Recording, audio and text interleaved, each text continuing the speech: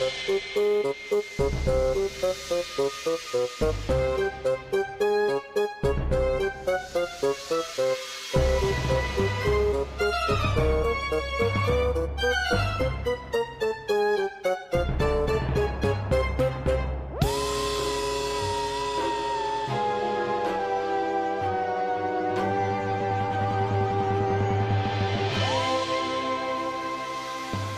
you guys doing, okay? All right. This is stand-up comedy. I assume you're all here for that, yes? Yeah, all right. I have been doing comedy for 20 years. I've been teaching this for at least 10 years. I won the Las Vegas Comedy Festival. I absolutely love comedy. I live for it. I'm going to show you guys how to come up with about 5 to 6 minutes of material. And each week what you guys are going to do is you're going to hone your material, and we're going to work on it together until by the end of class you've got a great monologue and you're ready to go out. Right? And then after that, you'll get discovered. You'll have your own sitcom. You'll do movies. You'll get heavily into drugs. Has anyone done any stand-up? Has anyone been on stage?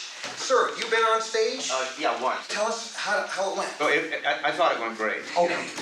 No one else did, but no. Yeah, a lot of people can get up and they can talk, and you're wondering, well, okay, what's your point? Where are you going? So what I want you guys to realize is that comedy isn't just talking, it's getting to a point and it's taking the audience with you. I had a friend who was in rehab at Delancey Street. She was... Yes, Delancey Street, a place of, yes. Yes, so I would write her every week. And she said people would gather around for me to read my letters because they were so funny. I was like, really? She goes, I was like, I know my life is a joke, but I didn't realize that.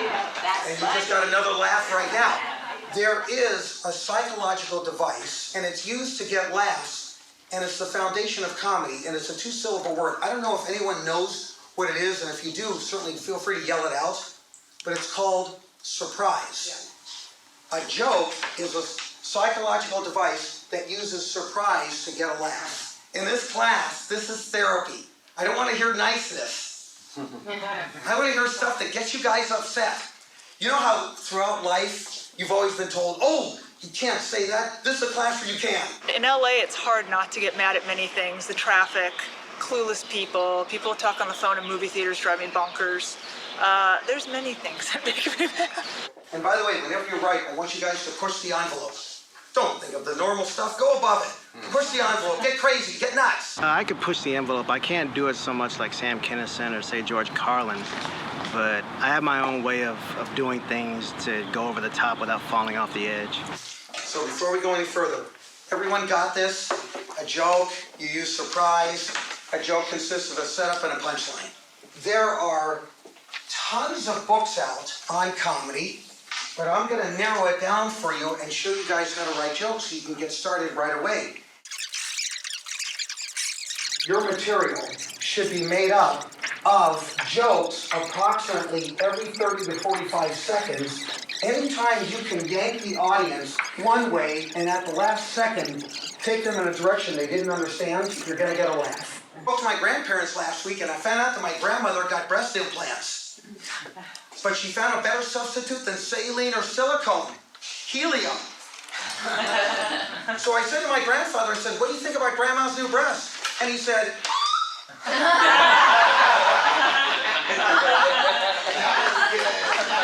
all right, so I'm going to watch you guys. Don't stress out.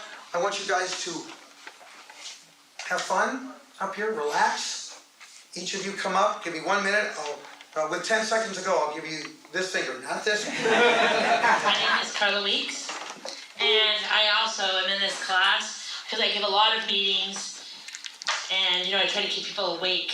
A lot of people, I find them falling asleep in my meetings, and I do a lot of the nun thing with the whip, hey, wake up. And so I thought maybe if I tell some jokes, they won't throw things at me. Okay, nice way to start off. Let's keep it going. My name is Nicole Doyle, and it's the first time I've had a mic in my hand ever, I'm pretty sure. And I just got eliminated from my job Apparently they didn't like the way I did things. I'm not quite sure. So now I spend a lot of time, my fun times are hanging out with my dog and going to coffee houses. And the coffee houses have been quite entertaining. I have been propositioned to swing while waiting in line. I have been asked if I found Jesus, and I said I just wanted coffee. Taking this class to actually help give myself the nuts to stand up in front of people and try to tell jokes. Awkward word being try. I don't know where I was going with that, but this has probably been the biggest pressure for me to perform since my wedding night.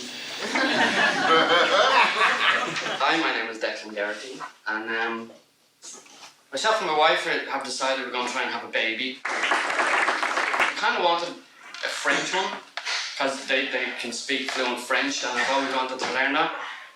We found it might be a bit of a problem because she's Filipino and I'm Irish, so we settled on the fact that we're going to have an Italian one. I really like pizza as well. And I'm having problems with the neighbours, so I thought it might be an in with Tony Soprano. My name is Bob Roofer, and I'll make this quick because I have to pee. I'm sure like a lot of folks, I'd always been kind of funny. I had a peculiar sense of humor, but it was kind of my own little thing, and I never thought I could put a stand-up act together. I got the flyer from the college, stand-up act, stand-up class. I thought, okay, by golly, I'm going to do something about it, so I signed up for the class. Now, I've taken a lot of classes before in a lot of different subjects, and I showed up fully prepared to not do anything. I was just going to sit there. Bob, do a few jokes, because you write great stuff. Been doing some traveling lately. I took my wife to the Grand Canyon, but she wouldn't get close enough to the edge. Hi, my name is Robert Schwartz. I've done comedy a couple times, so I'm representing the newbies out here. I noticed this lady over here said she was a California native, was it? You know, I try not to say native the way I look when I say I'm a California native. People might ask me how to get to the closest casino. I'm a little deadpan, I might realize that about me, but I like to say I'm a green comedian. I like to conserve my energy. Very good. My name is Saul Rubin. Hi. I'm Jewish, big surprise.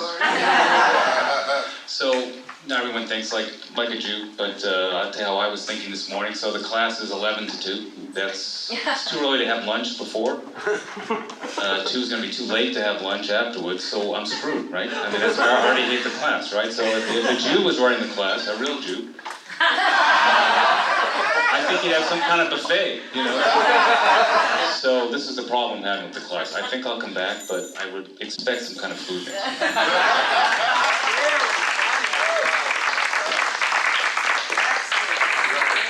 Yeah, just to let you know, I'm not really all that Jewish. I'm a starter Jew.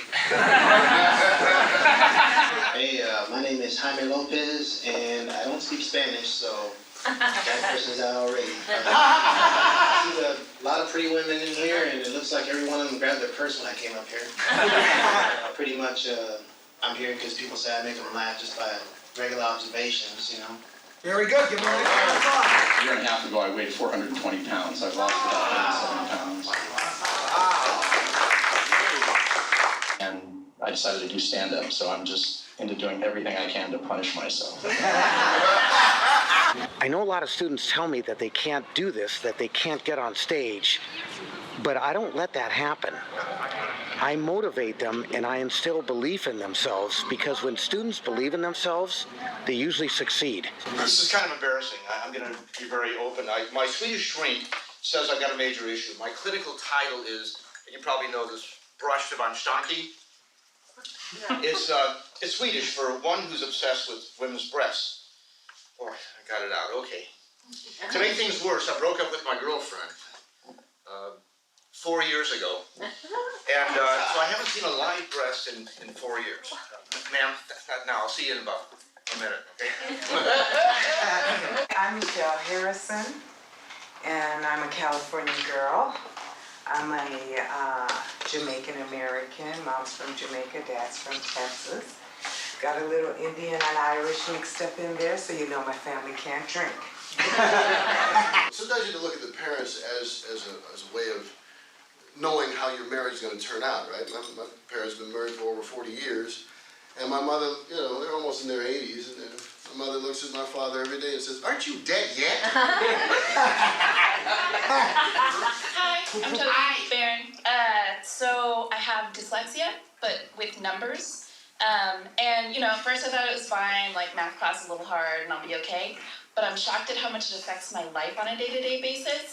My boyfriend actually broke up with me because of it. It turns out he hates 96ing. So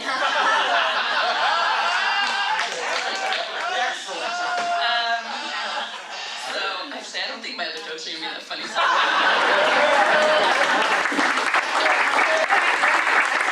guys are all great. We'll see you next Saturday, all right?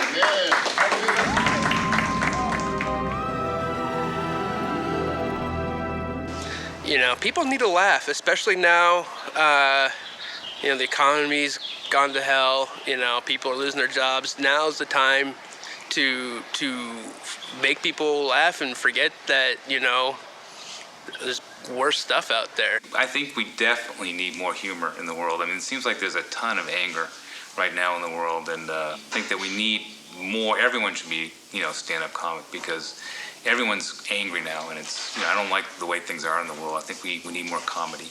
People always feel better when they're laughing. So the more people who try to be a comedian, who are comedians, or just think they're comedians, the more of them, the better. Although not professional, because then it'll be harder for me to become professional. So, yeah. When I was a kid, I said to my mom, "Was I a mistake?" She said, "No, but your father was." This morning was a great class. I handed out my workbook, and the students seemed really excited about it because it contains 40 pages of all the joke structure, ideas, performing tips I've gleaned over the years. And I'm looking forward to the next class when the students will be performing in front of each other to get the students' critiques, ideas, and judgments.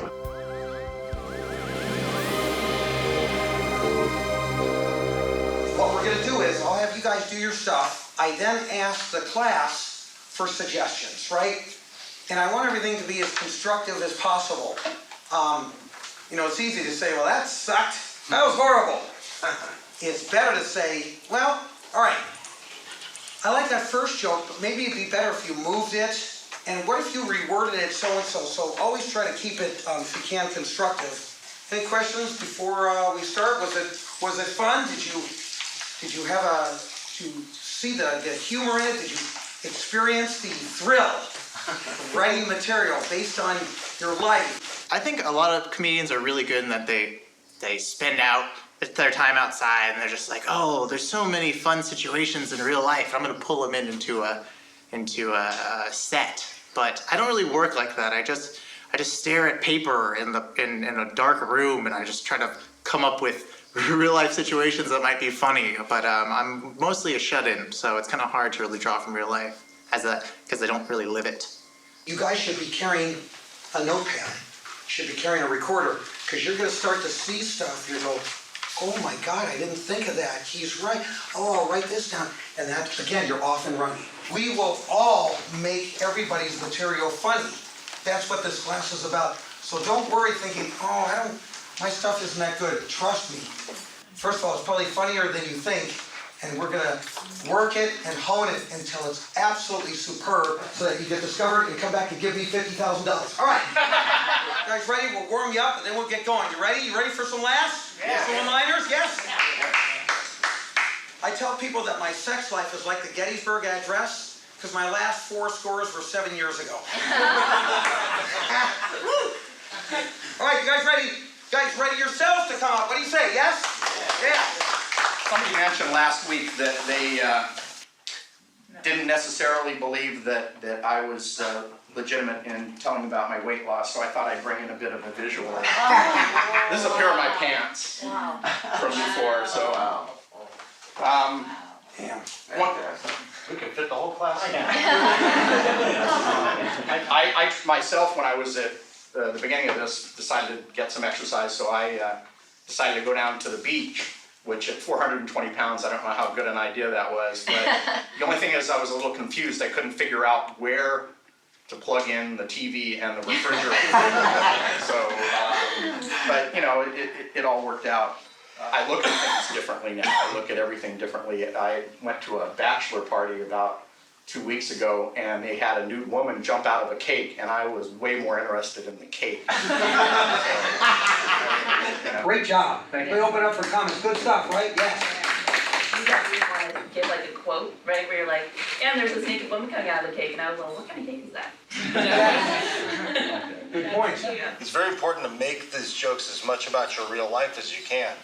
You know, the things that made people like Richard Pryor, guys like that successful is they talked about what was happening in their own lives. And even the embarrassing and painful stuff, all that, bring it out because the audience eats it up, you know? Yeah, that's a really good point. They want to know what's different, what's going on in your life. That's what bookers look for. What's different about you than him, what's different about him than him, etc. Great job. I can't compliment you enough. Give Bob a terrific round of applause. For work, I'm a supervisor for the school district, and I give a lot of meetings, and so they tend to be very dry and a lot of PowerPoint, so I wanted to do something to make it more interesting. And then I do a lot of trainings, so I'm trying to get people to connect with me, so I thought comedy was kind of a good way of connecting. So, do you ever think that you're retarded and your mom didn't tell you? I worry about it all the time. So, I'm hoping I'm like one of those idiot savants like Dustin Hoffman and Rain Man. I work in school with kids, and so then like with teenagers, and so a lot of times retard is like a big word. And so I was kind of worried about it being kind of... You could use that politically correct thing. They always put the challenge at the end of it. Right. It kind of cleans it up, and it's kind of funny in itself.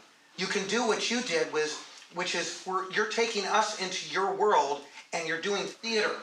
That's what Whoopi Goldberg has done, Lily Tomlin, Robin Williams does it at time, Pryor did it. Nothing wrong with what you did. I really liked it.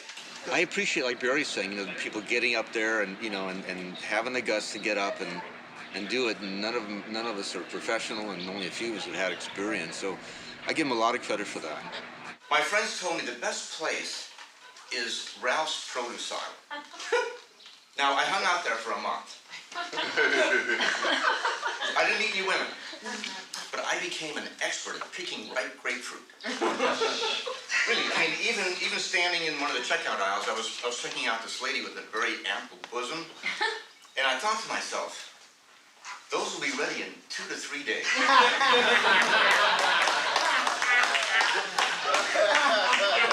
Well, you've been there, right? I was very withdrawn and very shy, and very self-conscious when I was young. So it really gave me an opportunity to express myself, and that was very very important to me.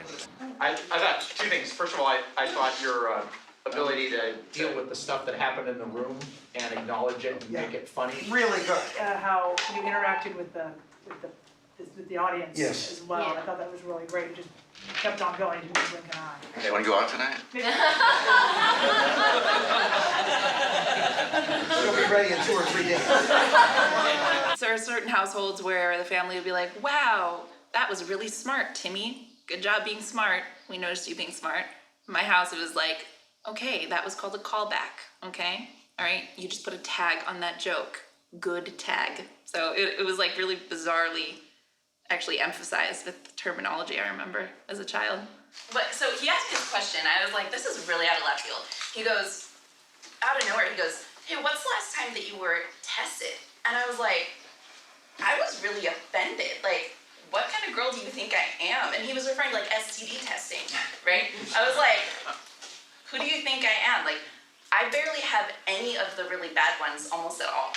Like, practically none. No, okay, that's it. Thank you. All right, there's a couple things I'm going to have you work on. Let me open it up for the class, but already you won me over. It's funny because I was like, all right, if you bomb, you have all these saving lines you're going to make. I had like, my mom thinks I'm funny, like, I was ready. So. The way you perform it is so understated, and yet you just immediately clicked. Thank you. I think it's just getting up and, standing up in front of the class.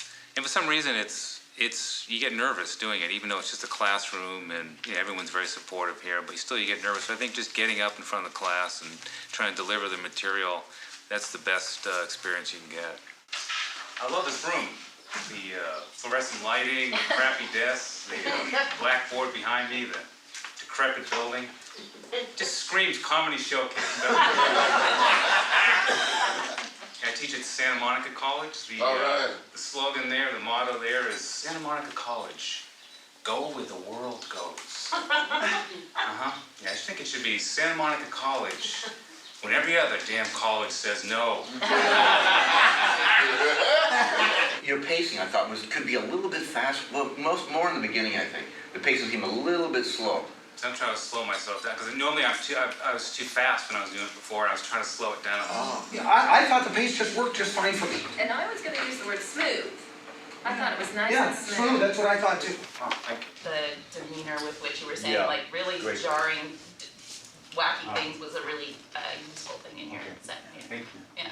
You seem to have a very good innate knowledge of where the jokes are and how to approach it. Great job, my compliments. I have a cell phone. You know, cell phones they'll say Nokia or Motorola. I have AT&T service. Mine says call failed. It's unbelievable. Their logo should be 2 tin cans and a string. Your writing, as I told you from day one, is absolutely just phenomenally brilliant, clever, smart. You use the right economy of words. It just, you really, really know how to write, Bob. Give Bob a really nice argument. To do comedy, you have to kind of actually be pretty damn intelligent. So it helps to hang out with friends who are very smart people and always keep your brain active and moving and trying to be quicker than they are. And my friends are always asking me for money, you know. Hey, car broke down, can I borrow some money? My friends, whenever they need money, by the way, turn into rednecks. I don't know why. None of them from the South have ever been there. Can I borrow $20 to get my car fixed? Sure, no problem. That's a nice big warm cup of financial independence. You guys have been great, thanks. Chris, your delivery is very professional. It's like you've been doing this for years, and you have not done this, correct? No. No, okay. All right, a little bit of a pause. No, I've never done a class or stand-up. I mean, I tell jokes, you know, I try to make my friends crack up. Okay. And then your friends asking you for $20 to fix your car, that sort of tells you the caliber of your friends and their car. If Yes. $20 will fix the vehicle. Yeah. You're driving it. You go. Yeah, here's some clay. I think You have terrific material. I love the way you delivered it. I think as you get more experience, you'll look at the crowd more, get us more involved, and you'll be calmer. You're a little, kind of all over, but calm, relaxed, and deliver your lines. It was absolutely terrific. Yeah, you definitely got good stuff. Mike, did you have a comment? Then I just really enjoyed your quirky sense of humor. Thank you. Yeah, I like it. Thank you.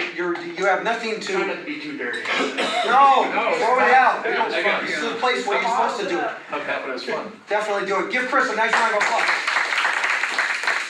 You know, like Barry said, you know, you take your insecurities, you take, you know, your day-to-day issues, and you just put it out there and in a way that people can get, and you make it funny, and you know, by that, in some ways, you kind of make it go away. How many of y'all take the bus? Anybody? Oh, I'm the only one. Oh, take the bus. All right. Yeah, times is hard. I gotta take the bus myself because the gas is just like ridiculous, you know. But there's 3 things that happen to me every time I take the bus. I attract people that want to ask me for spare change, church ladies that want to bring me to Jesus, crazy people that just want to show me how crazy they are.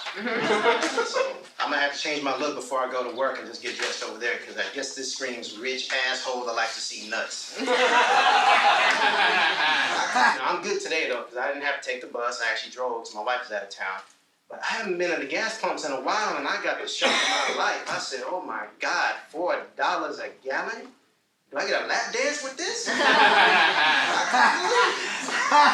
I pull up to the pump, and it said cash, credit, or kidney. I can't afford to give up a kidney for 1 tank. What am I going to do next time? I'm going to die if I give up another kidney. Give a nice round of applause for Mike.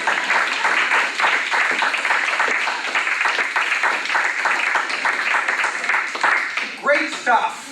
Jaime, you seem like a natural at this. Yeah. Have you done this before? No, just everybody's been hitting me up for years, and I just, I'm real quiet, and I'll just make people laugh just out of the blue. I just kind of take whatever I hear, and it just kind of associates. You put it together, and you came up with a very funny routine. It was so funny. Am I gonna get a lap dance with this? Yeah. Great line where it says cash, credit, or kidney. Hysterical. You really know how to write great stuff, Jaime. Let me open up for comments. I really liked it.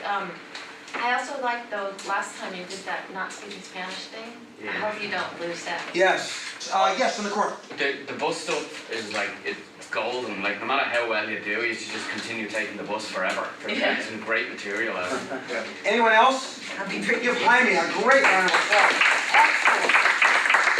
The handout Barry gave us was very helpful, because I've read a lot of comedy books, and a lot of them kind of go through the motions in theory, but his is just, it's tested. He's been doing this for a long time, and he kept it real simple with the ideas and producing ideas and having the material and just really putting together your set, and also dealing with the stage fright aspect, because that's big for me. I don't really like getting in front of people and doing a lot of talking, so it helped me get over that hump and get on the mic. I don't know if you noticed, but also I love coffee. I drink it all the time. But I'm not a coffee snob. I'm more of a coffee junkie looking for a next fix. Starbucks, Pete's, the Shell station over at the Grapevine. Doesn't matter if it's coffee, I want to drink it. I may be drinking a bit too much. I was named Employee of the Month at Pete's, and I don't even work there. I actually, a couple months ago, I received an invite to a party at the Playboy Mansion, which was quite exciting. I mean, you gotta go to a party at the Playboy Mansion. In hindsight, there may have been a bad idea. My husband and I get there and always see your bunnies, girls dressed in ribbon and plastic wrap. My husband hurt his neck from straining to check the girls out, and from me punching him in the neck. Holy mackerel, let me open up for comments. That was superb. My only note in the whole thing would be, I was curious as to how you got your invitation to the Playboy. Yes, that's one thing I thought And of if too. you could hook me up. But in your setup, you need to answer all the questions that people have. Otherwise, it might detract from people enjoying the joke. So yeah. You could actually say something like that. Your husband got the invitation and he lied to you saying it was an invitation to a Starbucks mansion. You know. My husband John and I got an invite to the Playboy Mansion, which was kind of exciting. We actually got the tickets from Scotty, who's our pool guy. He actually cleans the grotto, and from what he tells me, the pool trap there is disgusting. I noticed that you added the reason why you went to the Playboy Mansion, like we were talking about. Yes. Getting tickets from the pool boy was hysterical. Oh yeah, the feedback always helps. I love, getting suggestions and what I'm doing right, what I'm doing wrong. So I really appreciate it. Your very last joke where you said at Playboy Mansion, at least he had good coffee. Should have built that up a little bit more. Okay. Because everything was really great. Yes. Okay. But just the last joke, it should have been play it a bit longer and well, at least they had good coffee, Okay. you know. And all in all, it was a pretty good party. They even served coffee, but I didn't have any because it turns out they were serving Kopi Luwak and they were calling it the bunny backdoor blend. So, the first couple of times I've done this, it's been a really nerve-wracking. The shaking, everything, it sort of becomes like a big blur. I don't remember what I've done. Today I felt a bit more comfortable, and I think it's the class and Barry makes it just. I don't know, there's something about it. You get more and more into it, and obviously it's more practice, but you just calm down and just go with it. So I figured just give it a shot.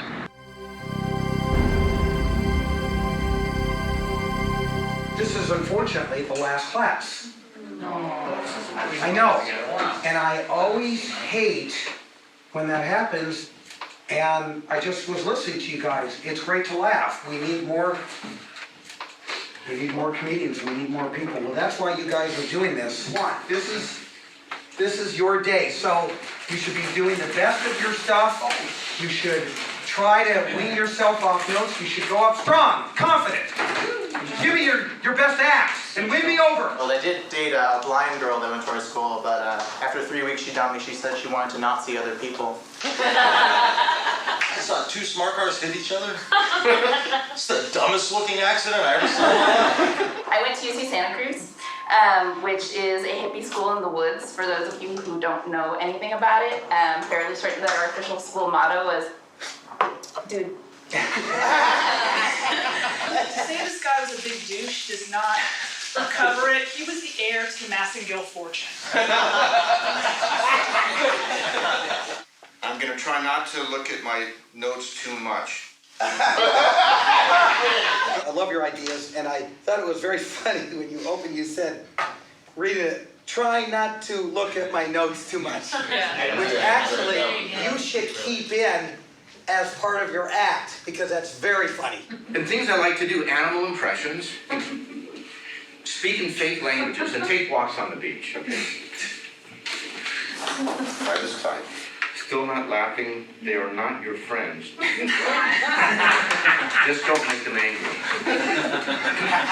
So, I go to Victoria's Secret, and apparently they don't carry, oh my God size.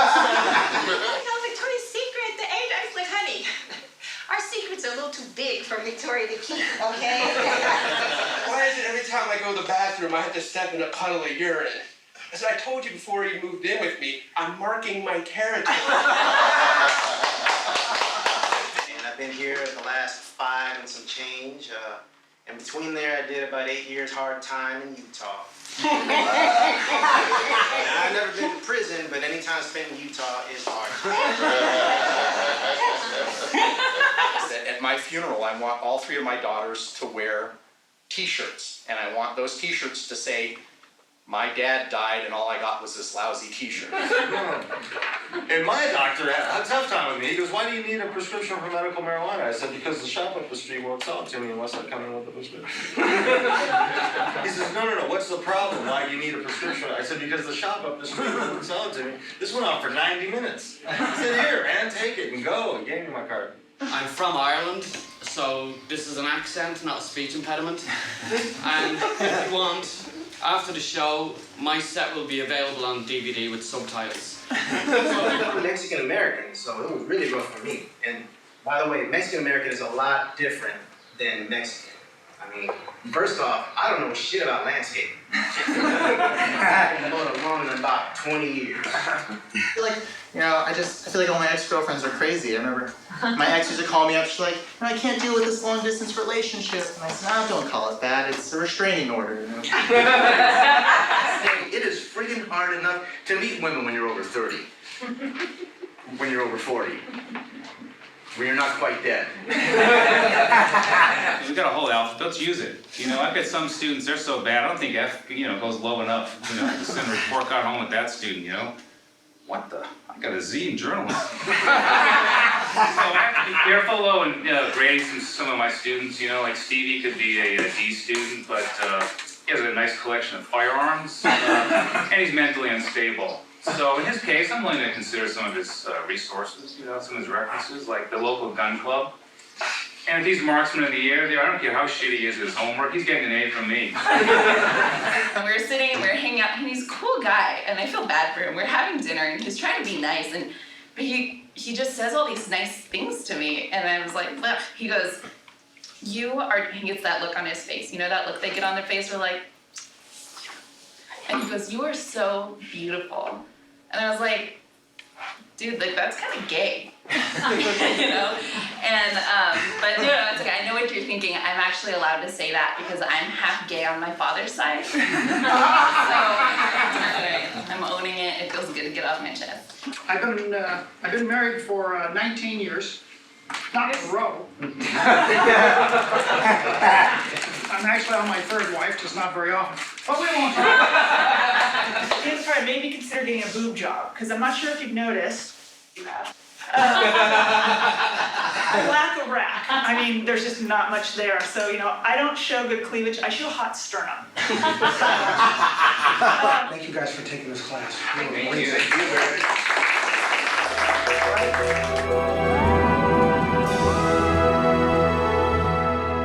We want to take this opportunity to just do a little round table here. Okay, how's comedy changed your life?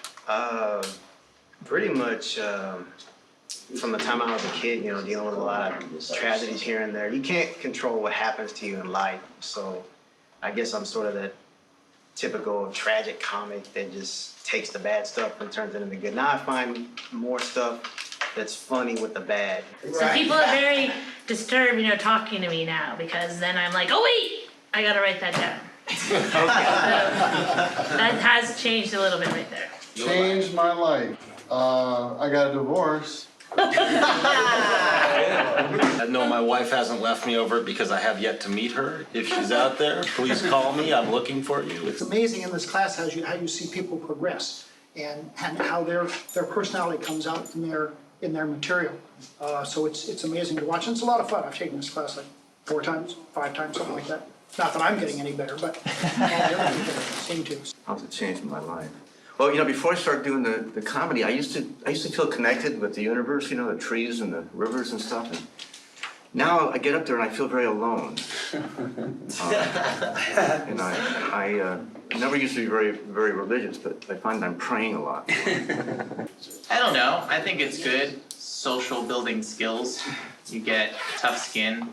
People laugh at you and you have to get used to that. It's going to happen in life. I no longer have to cope with my actual emotions. There you go. They're just hilarious comedy fodder now. I can't feel feelings. Everyone loves that. Yeah. I'm laughing a lot more now, so actually, you know, that's good. Laughter is very stress relieving. So, you know, my wife says I'm a nicer person when I'm working on comedy. And so far, I haven't done much in the class, but I know already that I'm going to take it again. But I'm looking forward to being one of the greats. I mean, I've always, I guess, attempted to be funny. Now I know that I'm not, but that's okay. I guess the question is, how has it not changed your life? Because it's just funny. I mean, I don't know, I've enjoyed it. I think one thing I've discovered that doing stand-up is incredibly freaking hard.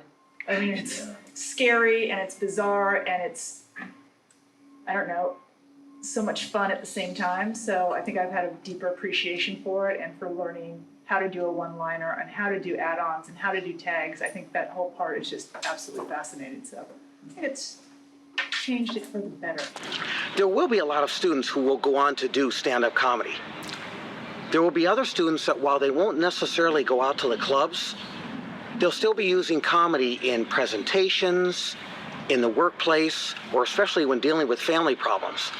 So they'll still be performing, they'll still be doing comedy, they'll still be using humor in some way.